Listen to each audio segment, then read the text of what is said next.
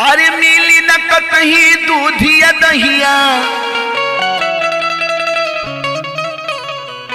अरे मिली न कतही दूधिया दहिया, तो कैसे होई पूजैया मोरी मैया हो, मोरी मैया हो गैया के काटता कसैया, मोरी मैया हो गैया के काटता कसैया। मिली न कतही दूधिया दहिया, मिली न कतही दूधिया दहिया, कैसे होई पूजैया मोरी मैया हो गैया के काटता कसैया, मोरी मैया हो गैया के काटता कसैया।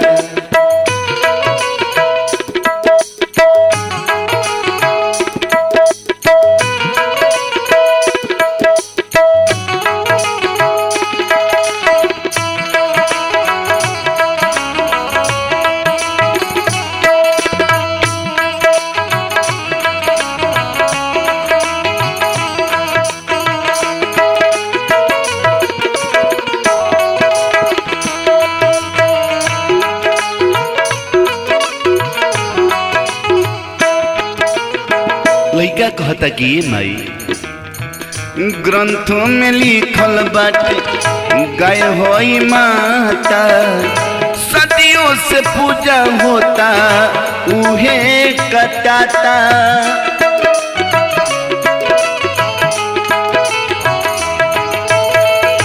ग्रंथों में लिखल बाटे गाय होई माता, सदियों से पूजा होता उहे कटाता।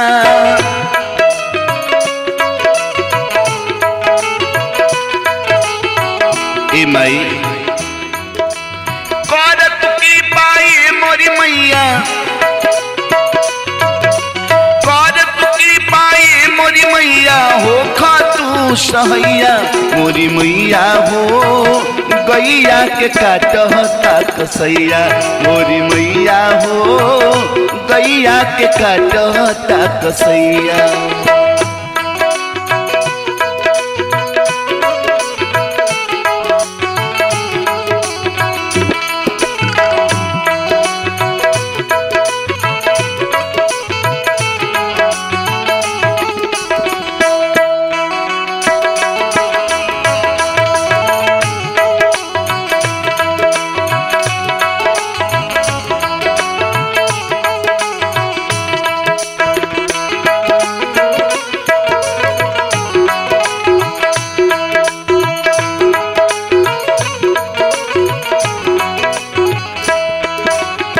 बेटा कहता कि माई सुनो कौन गलती बा जौन जीव के मुंह नहीं खे कुछ कह नहीं के सकत, अपन दुख नहीं खे सुना सकत। माई ओ गाय में कौन दोष बा, कौन बाट दोष मैया गैया बेचारी में, तू ना बचैबू तो दोसर उबारी के।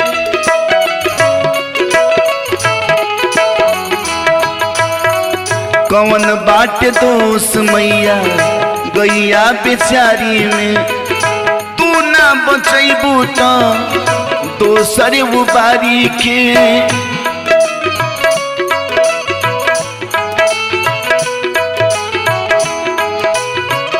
ए माई लिखी अवतारी कली के तू आजा,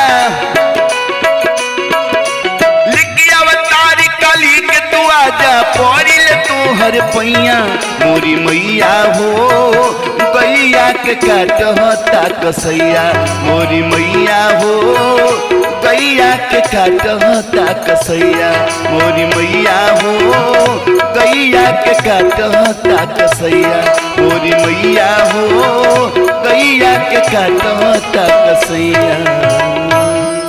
रिकॉर्डिंग शुभ मंगलम स्टूडियो रघुनाथपुर मोतिहारी।